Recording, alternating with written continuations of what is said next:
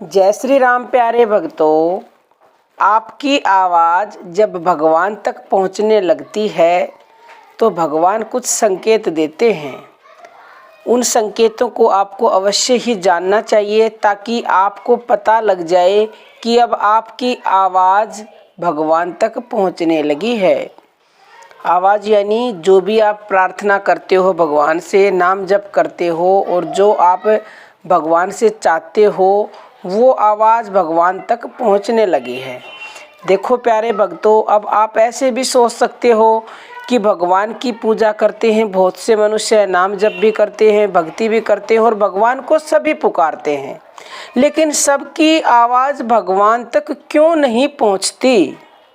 प्यारे भक्तों, भगवान तक सबकी आवाज़ इसलिए नहीं पहुंचती क्योंकि हमारे मन में पाप हैं। हमारा मन मलिन है, अत्यंत ही गंदा है, इस पे आवरण चढ़ा हुआ है मैल का।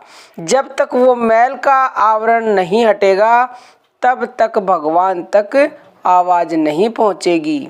जिस प्रकार प्यारे भक्तों, अगर शीशा साफ होता है तो उसमें चेहरा भी साफ दिखाई देता है, अगर शीशा गंदा होगा तो चेहरा साफ दिखाई नहीं देगा। ऐसे ही जब हमारा मन यानी कि अंतःकरण शुद्ध हो जाता है तो हमारी आवाज़ भगवान तक पहुंचने लगती है, क्योंकि शुद्ध अंतःकरण से ही ऐसा संभव होता है। अब शुद्ध अंतःकरण कैसे होगा, यानी कि पाप नष्ट कैसे होंगे? देखो प्यारे भक्तों, जब आप भगवान का नाम जप करते हो, ध्यान भजन भक्ति कुछ भी करते हो, तो करते करते नाम जप के प्रभाव से आपका मन साफ होने लगता है, आपके पाप कटने लगते हैं। जब पाप कटेंगे तो मन तो अपने आप शुद्ध होगा, पवित्र होगा, और जब वो मन पवित्र होने लगता है तो आपको ऐसे संकेत मिलने लगेंगे जिससे पता लगेगा कि आपकी आवाज़ अब भगवान तक पहुंचने लगी है। देखो, जब आप कभी नाम जप करते हो या आप किसी कथा में गए हुए हो, भजन ध्यान कर रहे हो या भजन सुनते हो, किसी के प्रवचन सुनते हो, तो उस समय उनको सुन के या नाम जप करते समय आप भावुक हो जाते हैं, बहुत ज़्यादा भावुक हो जाते हैं।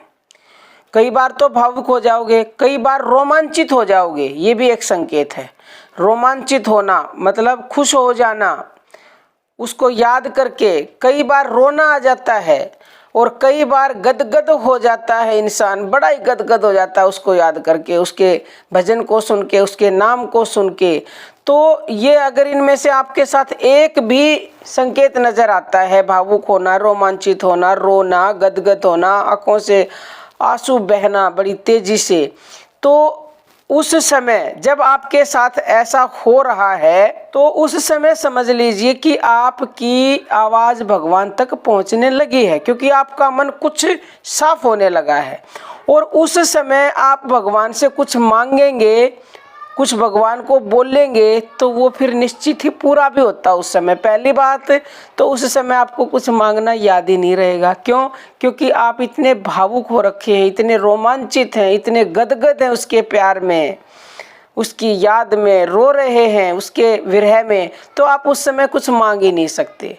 लेकिन आपकी आवाज़ निश्चित ही उस तक पहुँचने लगी है जब अगर ऐसे संकेत मिलते हैं तो।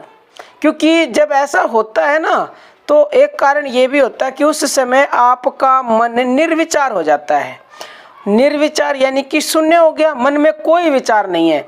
और उस तक आवाज़ पहुंचने का यही सबसे बड़ा संकेत है कि जब आपके मन में कोई भी विचार नहीं होता तो उस समय उससे कनेक्शन हो जाता है परमात्मा से, और परमात्मा से कनेक्शन है तो आपकी आवाज़ भी उस समय उस तक निश्चित ही पहुँचेगी, बशर्ते उस समय आप कुछ उनसे अपने लिए भक्ति मांग लो, अपने लिए कुछ और मांग लो। मेरा तो कहना है कि आपको अनन्य भक्ति मांगनी चाहिए, लेकिन लोग तो पता नहीं क्या क्या मांगते हैं, सबकी अपनी इच्छाएं हैं। परंतु वो क्षण ऐसा होता है, उस समय सांसारिक वस्तुएं चाहकर भी इंसान मांग नहीं सकता, क्योंकि उसके प्यार में इतना मंत्र मुग्ध हो जाता है इंसान कि सब कुछ भूल जाता है। अगर मांगो तो उसका प्रेम मांगो, उसकी भक्ति मांगो, उसके हर पल नाम को ना भूलने का वरदान मांगो। तो प्यारे भक्तों, यही कुछ संकेत हैं। बाकी अर्जी हमारी और मर्जी आपकी। अब हम अपनी वाणी को विराम देते हैं। जय श्री राम प्यारे भक्तों।